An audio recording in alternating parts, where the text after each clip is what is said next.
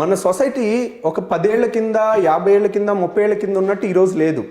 ఆ జీన్సే ఉన్నప్పటికీ కూడా వాళ్ళ ఒబీస్ జీన్స్ ఉండొచ్చు వాళ్ళ బాడీలో, కానీ వాళ్ళు కాయ కష్టం చేసి బతికారు కాబట్టి వాళ్ళ అమ్మ నాన్నలు సన్నగున్నారు. వీళ్ళు ఉదయం నుంచి సాయంత్రం వరకు 9th క్లాస్ పిల్లల్ని చూడండి, ఉదయం 7ంటికి వెళ్తే రాత్రి 7 వరకు జైల్లో ఉన్నట్టు ఉంటారు.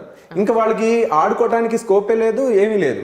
ప్లస్ స్ట్రెస్ ఖచ్చితంగా మనం ఎప్పుడన్నా చూడండి, స్ట్రెస్ అనేది ఎప్పుడు కూడా బరువు హార్మోన్ని ఉత్పత్తి చేస్తుంది. ఎందుకని ఉత్పత్తి చేస్తుంది అంటే మీరు చూడండి కొన్ని హార్మోన్స్, ఇప్పుడు మనకి స్ట్రెస్ఫుల్ ఈవెంట్ వచ్చింది అనుకోండి, ఇప్పుడు ఒక చెట్టు ఎక్కమంటే ఎక్కలేకపోవచ్చు. అదే మన కళ్ళ ముందు ఒక పులి వచ్చింది అనుకోండి, టక్కున ఎక్కేస్తాం, ఎలా ఎక్కుతామో కూడా తెలియదు. గుండె టాప్ టాప్ టాప్ టాప్ అని కొట్టుకుంటుంది. ఒక పులి మన కళ్ళ ముందు వచ్చింది అనుకోండి, వెంటనే that is a hormonal reaction, ఒక స్ట్రెస్ వల్ల వచ్చే హార్మోనల్ రియాక్షన్. అంటే నువ్వు ఒక్కసారే అంత ఎత్తన్నా ఎక్కగలిగేటట్టు ముందే నీ గుండె ఎక్కువ కొట్టుకుని ప్రిపేర్ అవుతుంది. బాడీలో అన్ని హార్మోన్స్, అంత అద్భుతమైన కెమికల్స్ ఉంటాయి. వాటన్నిటినీ ఓన్లీ మనోబలంతోనే జయించవచ్చు, కాదన్ను అన్నిసార్లు అవ్వకపోవచ్చు. కాబట్టి వాళ్ళందరినీ విక్టిమైజ్ చేయటం కానీ, వాళ్ళను ఊరికే మనం హేళన చేయటం కానీ, నువ్వు ఇచ్చేయచ్చు కదా అచ్చేయచ్చు కదా అని ఊరికే ఉచిత సలహాలు ఇవ్వటం కానీ అవి పనిచేయవు. ఎందుకంటే they are the sufferers, they know the suffering. So అలా ఈ హార్మోనల్ ఎఫెక్ట్స్ ఉన్న వాళ్ళకి బేసిక్ ఇన్స్టింక్ట్స్తో పోరాడి గెలవటం ఆల్మోస్ట్ ఇంపాసిబుల్ అండి. ఎందుకంటే బేసిక్ ఇప్పుడు నాకు ఆకలి లేదు, నాకు ఇక్కడ చిప్స్ ప్యాకెట్ పెడితే ఆకలి లేకపోయినా అది అలా వెళ్ళిపోతుంది, కళ్ళ ముందు ఉంటే ఇలా నోట్లోకి వెళ్ళిపోతుంది. That is the basic instinct.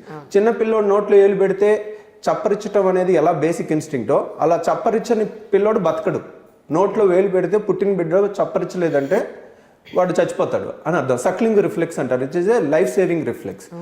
నోట్లో గొంతులో ఏలు పెట్టి ఏదైనా అడ్డుపడితే దగ్గు వస్తుంది, it is a basic reflex. నోట్లో ఏలు పెడితే చప్పరించాలి, తల్లిపాలు తాగాలనేది బై బర్త్ వస్తుంది. అలా కొన్ని సర్క్యూట్స్ మన బాడీలో, కొన్ని హార్మోన్స్ ఉన్నాయి. ఫుడ్ కళ్ళ ముందు ఉంటే లోపలికి వేసేయాలి అనేది, అది ఎందుకు అలా వచ్చింది, ఆ సర్క్యూట్ ఎందుకు ఫామ్ అయిందంటే మనిషి 10 లక్షల ఏళ్ల ఎవల్యూషన్లో ఈ 30 ఏళ్ల డిస్ట్రక్షనే చూస్తున్నాం. ఎవల్యూషన్ అంటే మన డెవలప్మెంట్ చూస్తున్నాం. అంతకుముందు ఈ పూట తింటే మళ్ళీ పూట దొరుకుద్దో లేదో, అందుకని కనపడినప్పుడల్లా గబా తినేయాలనే రిఫ్లెక్స్ మన బాడీలో తయారైంది. సో అది ఇప్పుడు అవసరం లేకపోయినా ఆ రిఫ్లెక్స్ అలా ఉండిపోయింది. సో ఎప్పుడు ఫుడ్ ఉంటుంది, ప్రతి పూట మనకు కావాల్సింది ఉంటుంది, అందువల్ల పెరిగిపోయారు. ఆ హార్మోన్స్ని మార్చడం అనేది బేరియాట్రిక్లో జరుగుతుంది.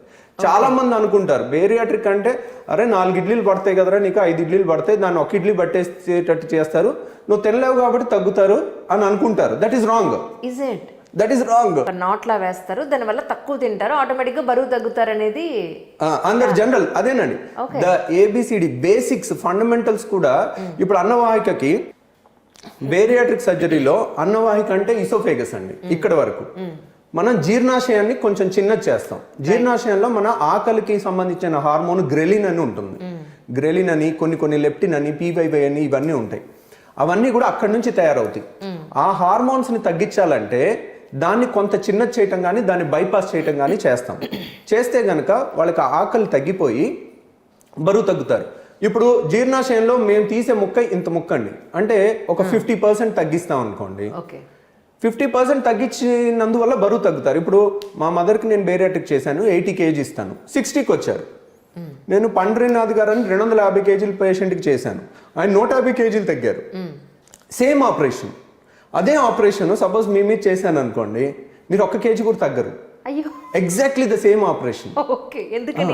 అడుగుతారు డాక్టర్ గారు సన్నగున్న వాళ్ళకి ఎందుకు చేస్తారు, మీరు ఎవరన్నా చేశారా, మీరు ఎక్కడ చూసారా, మీకు ఎలా తెలుసు అని అంటారు.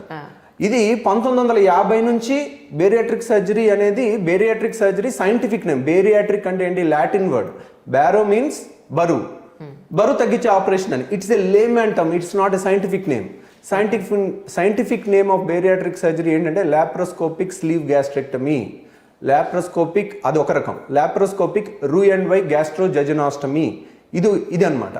ఇది నేను సగం స్టమక్ మాత్రమే తీస్తారని చెప్పాను, ఏది బేరియాట్రిక్లో. అదే స్టమక్ క్యాన్సర్ వస్తే 100% తీసేస్తాం సన్నగున్న వాళ్ళకి, మరి వాళ్ళు తగ్గరే. అసలు ఈ బేరియాట్రిక్ ఎలా కనిపెట్టారంటే 1950లో స్టమక్ క్యాన్సర్కి, స్టమక్ అల్సర్కి ఆపరేషన్లు చాలా సర్వసాధారణం.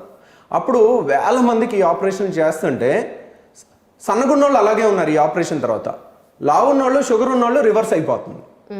సో అరే ఇదేంటి లావు ఉన్నవాళ్ళు బరువు తగ్గిపోతున్నారు ఈ ఆపరేషన్ తర్వాత అనేది ఒక సైంటిస్ట్ 1950లోనే ఈ ఆపరేషన్ తర్వాత ఎందుకో బరువు తగ్గిపోతున్నారు, షుగర్ పోతుంది పేషెంట్కి, ఇదేమన్నా ట్రీట్మెంట్ కింద వాడుకోవచ్చేమో అని ఒక క్వశ్చన్ మార్క్ పెట్టి వదిలేశాడు. ఓకే. కానీ మెడికల్ దాంట్లో ఇప్పుడు ఒక హెర్బల్ ప్రోడక్ట్ అమ్ముతున్నాము, రెస్ట్రిక్షన్స్ లేవు.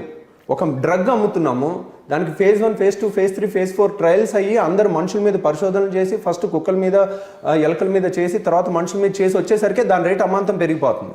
ఒక సొసైటీలోకి ఒక డ్రగ్ వదలటం అంత ఈజీ కాదు. అలాగే ఒక సర్జరీని యాక్సెప్ట్ చేయాలంటే దీనివల్ల ఎంతమంది చనిపోతున్నారు, ఎంతమంది పాజిటివ్, ఎంతమంది నెగిటివ్ అన్ని రీసెర్చ్ జరగాలంటే అది తెలిసినప్పటికీ కూడా టెక్స్ట్ బుక్లోకి రాలేదు. టెక్స్ట్ బుక్లోకి వచ్చేసరికి 50 ఏళ్ళు పట్టింది. సో అంటే ఒక సర్జరీని అంత స్క్రూటనైజ్ చేస్తే కానీ టెక్స్ట్ బుక్లోకి రాదు. టెక్స్ట్ బుక్లోకి వచ్చిన దాన్ని చాలామంది ఇప్పటికీ క్వశ్చన్ చేస్తుంటారు సబ్జెక్ట్ లేని వాళ్ళు. అలా ఉంది. కాబట్టి ఇప్పుడు మన బాడీలో జరిగే హార్మోన్స్ మారటం వల్ల బరువు తగ్గుతారు. ఇప్పుడు లావుగా ఉన్న వాళ్ళు బేరియాట్రిక్ తర్వాత లిక్విడ్ డైట్ 15 రోజులు తర్వాత ఫుడ్ డైట్ ఇచ్చేస్తాం మనం. అదే డైట్ ఆపరేషన్ చేయకుండా ఇవ్వచ్చు కదా, తగ్గిపోవాలి కదా అదే డైట్ ఫాలో అయితే. కానీ ఎవరు దీన్ని ఆపేస్తున్నారు, ఈ డైట్ చేయకుండా ఎవరు ఆపుతున్నారు, ఎవరు దీనికి శత్రువు అంటే పేషెంట్ హార్మోన్సే వాళ్ళకి శత్రువు.